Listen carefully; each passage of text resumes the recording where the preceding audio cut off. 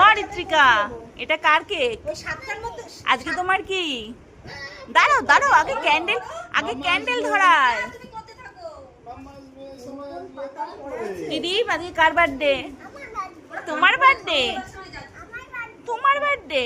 আচ্ছা দাঁড়াও, আগে সাজিয়ে নি তারপরে, ঠিক আছে? নাও। ভয় পাচ্ছে। Happy birthday. ভালোই বাসো ঋত্বিকা।